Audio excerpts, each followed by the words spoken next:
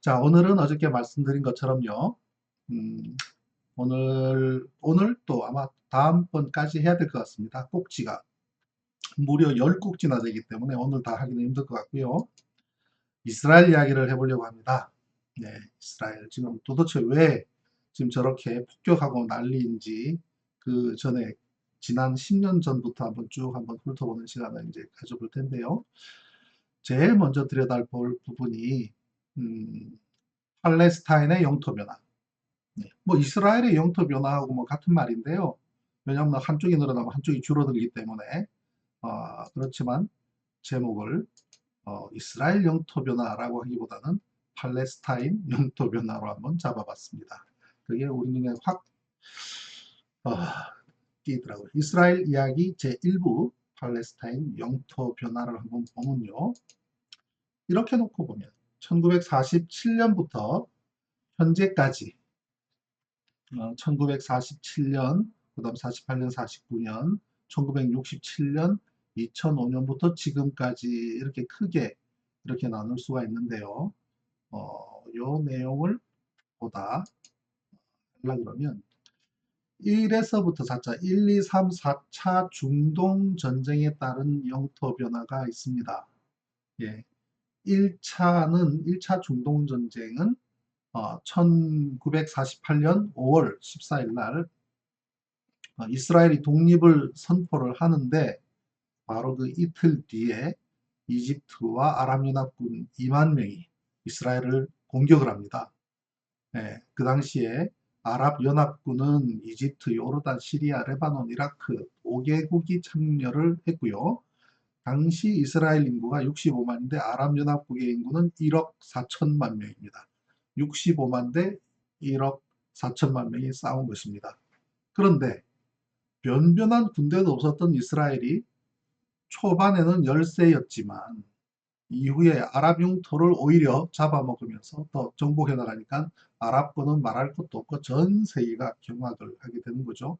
이 전쟁으로 독립선언을 하자마자 이틀 뒤에 일어난 전쟁으로 이스라엘은 건국때보다는 2배에 달하는 영토를 점령할 수 있게 됩니다. 그게 1차 중동전쟁인데요.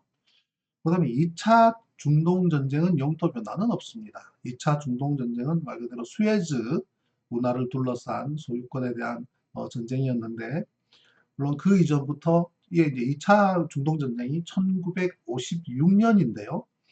52년에 이집트 내에서 군사 쿠데타가 일어납니다. 그래서 급진파인 자유장교단이 쿠데타를 일으켜서 영국의 지배하에 있던 이집트에서 영국의 우호적이었던 그때 그 당시에 정권을 무너뜨리고 정권을 잡고 승인을 받게 되는데 56년에 와서 영국에서 관리를 하고 있던 수에즈 운하, 물론 이제 뭐 귀속되기는 그 전부터 이집트에 귀속이 됐지만 영국이 어, 장악을 하고 있던 그 운영권에 대해서 완전히 소유화를 선언을 합니다. 수에즈 운하. 여기에 대해서 프랑스와 영국이 반발을 하면서 이스라엘과 손을 잡고 전쟁을 하게 됐는데 그게 바로 2차 중동전쟁입니다. 영토의 변화는 없습니다. 수에즈 운하에 대한 결국은 거기서 이집트가 전쟁에서는 졌지만 이집트를 자신들의 소유로 하는 데는 성공을 합니다. 왜냐하면 수에즈 운하에 영국과 프랑스가 그 지역을 점령을 하고 했습니다만 세계 여론에 밀려서 결국은 철수를 하게 되면서 2차 전쟁이 끝나게 되고요. 3차 중동전쟁은 그 유명한 6.1 전쟁입니다. 예, 그 유명한 6.1 전쟁 때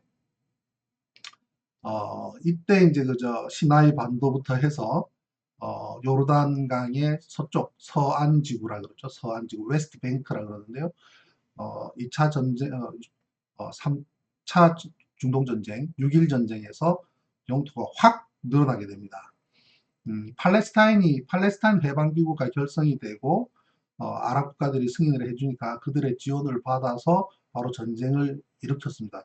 1차도 그렇고 3차도 그렇고 중동에서 중동 국가가 먼저 전쟁을 걸어온 측면이 있습니다. 이스라엘은 수비적이었지만 그걸 또 기회로 삼아서 영토를 더 넓히는 수 있는, 그만큼 이스라엘의 그 인구는 작지만 그 국방력은 대단했던 거죠. 그런데 물론 뭐 뒤에 어려울 때마다 도와줬던 미국이라고 하는 강력한 나라가 있기 때문에 이제 가능했던 부분이기도 하고요. 3차 중동전쟁, 6.1 전쟁으로 인해서 이스라엘은 시나이 반도, 요르단 서안 지구까지, 그 다음에 동예루살렘, 심지어 골란 고원, 시리아 쪽에 골란 고원까지도 이제 점령을 하게 됩니다. 그리고 이제 4차 중동 전쟁에 와서는 이제 그 6.1 전쟁 때 수모를 당했던 이집트가 73년 10월 달에 선제 공격을 합니다. 그때가 이스라엘에서는 욤키푸르라 그래가지고 일종의 사죄의 날에 해당하는 전부 다 이제 휴일이고 쉬고 전부 다 무방비 상태로 있을 때에 갑자기 이제 공격에 들어갑니다. 그래서 처음에 굉장히 이스라엘이 밀리게 됩니다. 예. 그런데 이집트가 완전히 승리하려고 하는 직전에 미국이 개입을 하고, 그다음 또 러시아가 또 이집트를 지원하면서 그 전쟁이 73년의 4차 중동전쟁은 미국과 러시아의 대리 전쟁의 성격을 띱니다.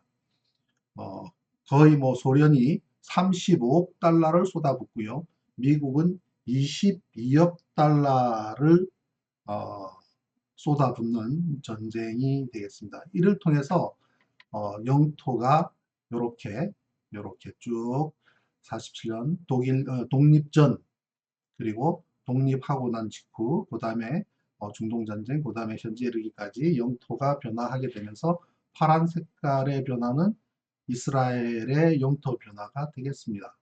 그러면 팔레스타인은 이 중에서 어디에 해당하는가라고 할 것 같으면 이렇습니다. 이스라엘의 이 파란 색깔, 하늘 색깔은 전부 이제 이스라엘입니다만은 왼쪽에 가자가 있고요. 가자 지구 왼쪽 끝에, 그 다음에 요 가운데에 웨스트뱅크 서안이라고 하는데요. 서안은 서쪽이고요. 그 다음에 안은 이 언덕, 요 쭉 경계선을 따라서 요르단하고 이 이스라엘의 경계선을 따라서 요르단강이 이렇게 요르단강이 흐르는데, 이 요르단강 왼쪽이라 그래서 웨스트뱅크 서안이라고 이제 이걸 부르는데, 요 형태가 뭘 좀 닮은 것 같습니까? 저는 태아 같아요. 태아 형태가. 요쪽 요 사진을 보면 이게 코가 이렇게 보이고요. 꼭 태아 같다는 생각이 들었습니다. 이 지도를 보고. 요 태아의 심장에 해당하는 부분이 예루살렘입니다. 이 예루살렘. 이 예루살렘은 잘 아시다시피 이 종교적으로 모두의 성지이기 때문에 이 부분에 대해서는 서로가 공동으로 공유하는 체제가 쭉 왔다가 트럼프 정권 들어와서 어땠습니까? 예루살렘에 미국 대사관을 옮기고, 그 다음에는 예루살렘을 수도로 만들어 버렸죠. 선포를 해줬습니다. 승인을 해줘 버렸습니다. 트럼프의 딸내미 이방카의 신랑, 트럼프의 사위, 유대인이죠. 예, 대단한, 예, 이스라엘에게는 대단한 업적을 남긴, 예, 미국 대사도 예루살렘으로 옮기고 예루살렘을 이스라엘의 수도로 만들었던 것이 트럼프 때거든요. 자, 그러면 우리가 말하는 팔레스타인은 이 가자라고 하는 곳, 그 다음에 이 웨스트뱅크 서안이라고 하는 곳에 이렇게 양쪽이 다 팔레스타인인데, 요 가자 지구는 왼쪽 끝에 있는 가자는 우리로 치면 이제 아마 수도권은 저쪽 웨스트뱅크 쪽에 팔레스타인의 수도권이라고 볼 수가 있고요. 가자는 예를 들면 저 부산 경남처럼 저 바닷가에 접해 있는 쪽인데, 원래 또 바닷가에 좀 접해 있는 쪽에 이 어느 나라나 할 것 없이 그죠? 좀 야성이 강하고 좀 그렇습니다. 그래서 이 가자 지구에는 또 소위 이제 팔레스타인 난민이라고 하는 사람들이 좀 많이 있고 하다 보니, 여기는 이제 요 왼쪽에 큰 사진 있죠, 그죠? 큰 그림 보면 길게 이렇게 되어 있습니다.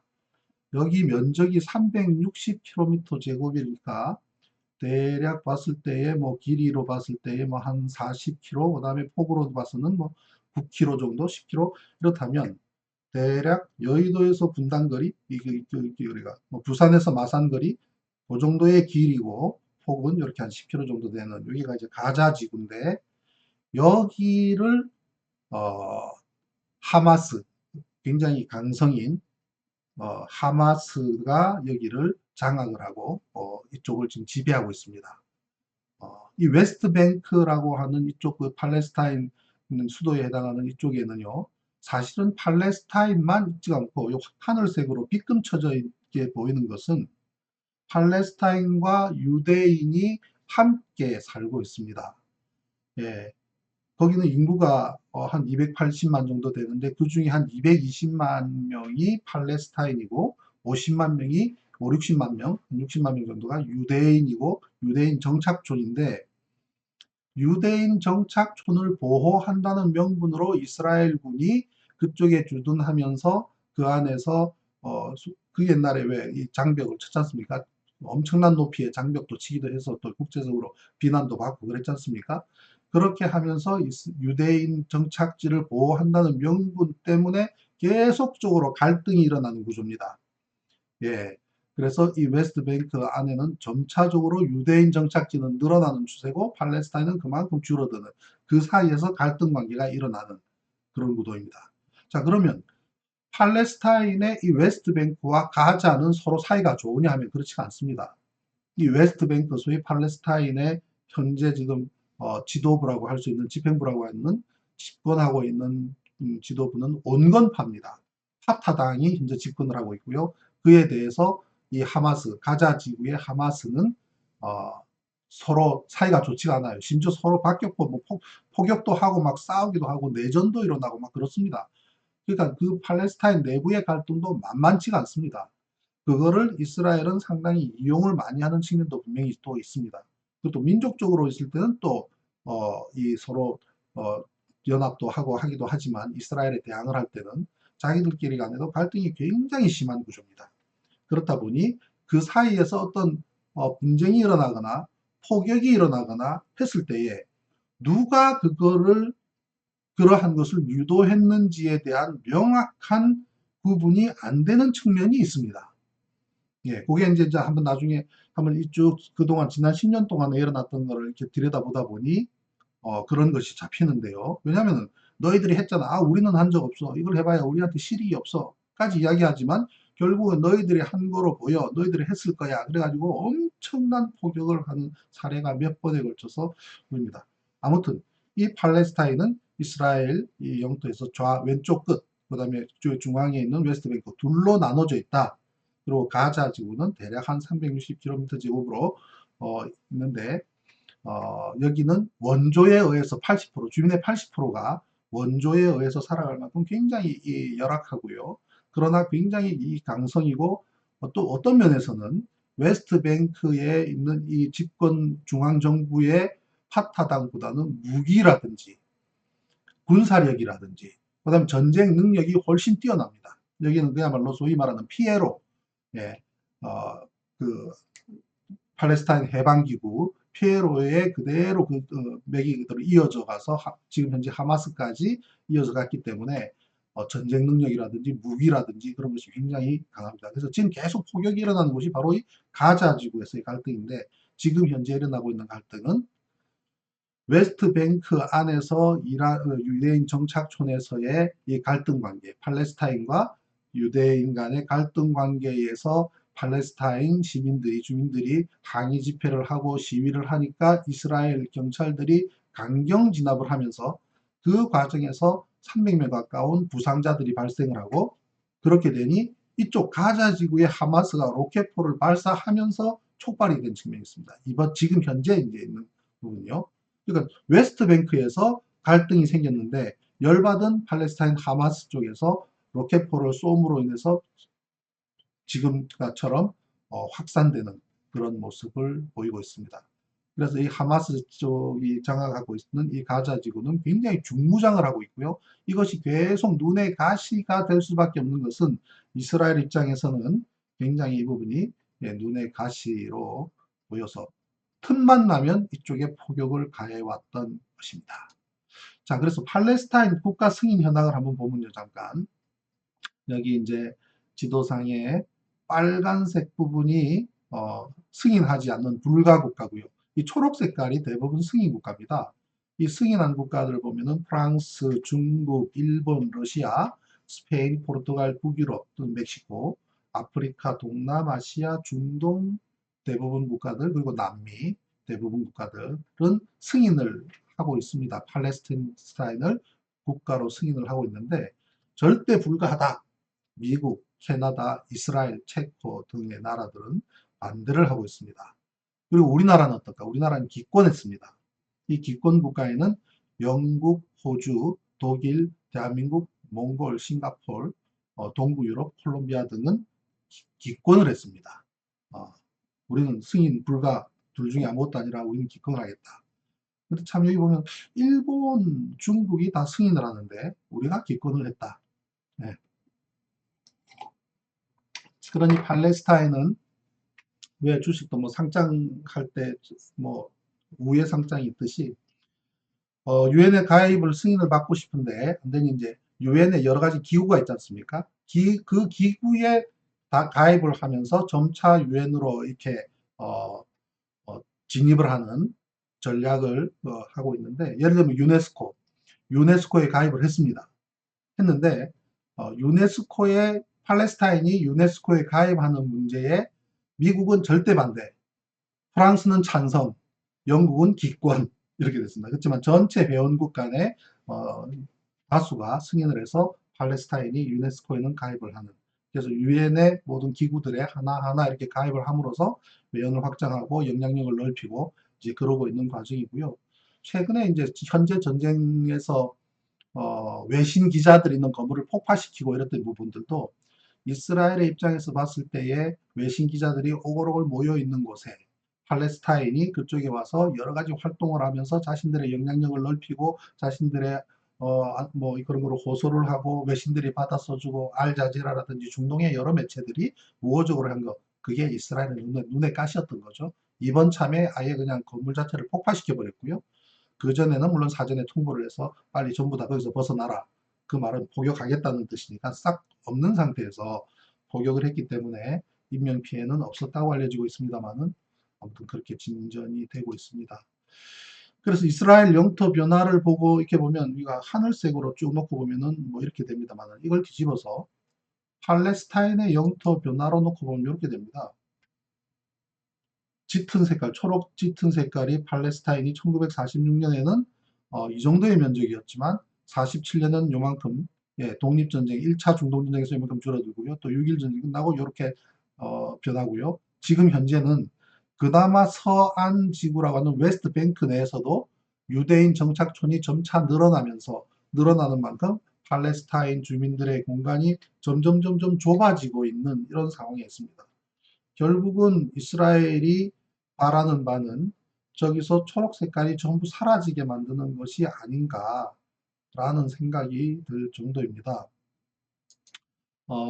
그래서 어, 한편으로는요, 팔레스타인 인구가 대략 한 500만 정도 된다고 하는데 이게 또 고무줄입니다. 예를 들면은 그 인근 지역까지 또는 이스라엘 내에서도 이스라엘 시민권을 갖고 있는 팔레스타인도 많습니다. 80%는 팔레스타인의 80%는 또 이스라엘 시민권을 갖고 있습니다.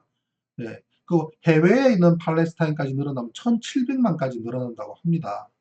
그리고 이제 팔레스타인계가 또 많이 있는 곳이 칠레. 칠레는 또 팔레스타인계 주민이 또 많이 칠레로 가 있다 그러고 심지어 칠레에는 축구 그룹 중에 팔레스티노라고 하는 축구 구단이 있을 정도로 예, 그만큼 팔레스타인계가 칠레에 많이 진출해 있다고 하는 것 같습니다. 또 팔레스타인계 중에는 콜롬비아에서 대통령을 한 사람도 있다고 해요.